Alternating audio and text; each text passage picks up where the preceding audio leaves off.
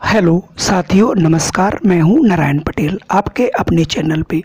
आज मैं मॉड्यूल जो 8 है, जो कि आपका शुरू हो गया है, पर्यावरण अध्ययन का शिक्षण शास्त्र। इसमें 2 गतिविधियां हैं। इन दोनों गतिविधियों के उत्तर जो है हम आपको यहाँ पर बताएंगे और थोड़ा सा आपको समझाएंगे, जिससे ये आपके जो 8 अंक हैं वो आपको पूरे मिल सके। इसलिए आइए शुरू करते हैं आज का ये वीडियो। इसमें हम केवल 2 गतिविधियां ही रखे हैं और इसके बाद जो हमारा अगला वीडियो आएगा उसमें हम आपको उसके प्रश्नोत्तर बताएंगे। तो इस मॉड्यूल की जो हमारी पहली गतिविधि है और इस गतिविधि में हमारे 4 प्रश्न हैं। तो आइए देखते हैं हमारा पहला प्रश्न क्या है। पहला प्रश्न था कि स्वास्थ्य, शिक्षा, पर्यावरण अध्ययन में एक विषय के रूप में सम्मिलित है। तो इसका बिल्कुल सही जवाब है कि सही। हाँ, क्यों?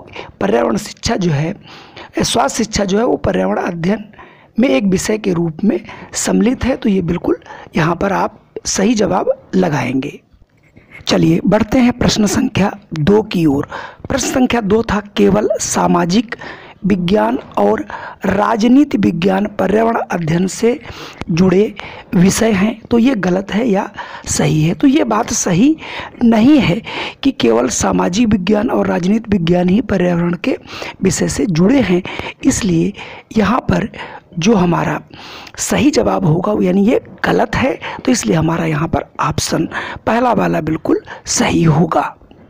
चलिए अगला प्रश्न है, पर्यावरण अध्ययन कला, शिक्षा, गणित और भाषा से संबंधित नहीं है। तो ये बात सही नहीं है। तो यहाँ पर आपका ये ऑप्शन यहाँ से गलत वाला हो जाएगा।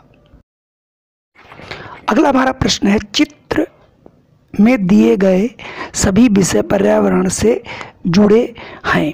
तो यहाँ पर सभी विषय यानी लगभग सभी विषय जो है पर्यावरण से जुड़े हैं। तो यहाँ पर ये आपका सही वाला जवाब होगा। हालांकि यहाँ पर चित्र आपका नहीं दिया होगा, लेकिन आपको ऑप्शन अगर 4 नंबर लेने हैं तो आपको सही वाला यहाँ पे चुनना होगा। तो आपकी जो दूसरी गतिविधि होगी, यहाँ पर गतिविधि नंबर 4 के नाम से अपनी समझ की जांच करें। तो आइए देखते हैं कौन से वो 4 प्रश्न है। पहला प्रश्न है, जल संसाधनों में पीने योग्य और न पीने योग्य दोनों जल होते हैं। तो ये बात बिल्कुल सही है कि जो भी जल संसाधन है उसमें पीने योग्य और न पीने योग्य दोनों जल आते हैं। तो इसलिए यहाँ से ऑप्शन आपका दूसरा वाला यानी जो सही है, ये विकल्प आपका बिल्कुल सही है। चलिए अब हम बढ़ते हैं आपके अगले प्रश्न की यानी दूसरा प्रश्न। दूसरा प्रश्न है कि जल संग्रहण इकाइयाँ केवल मानव निर्मित होती हैं। ये बात बिल्कुल सही नहीं है, क्योंकि जल संग्रहण की इकाइयाँ मानव और प्राकृतिक दोनों होती हैं। इसलिए यहाँ से ऑप्शन पहला वाला सही होगा, यानी जो ये कथन है वो बिल्कुल गलत है। इसलिए यहाँ पर ऑप्शन जो है हमारा पहला वाला बिल्कुल सही होगा।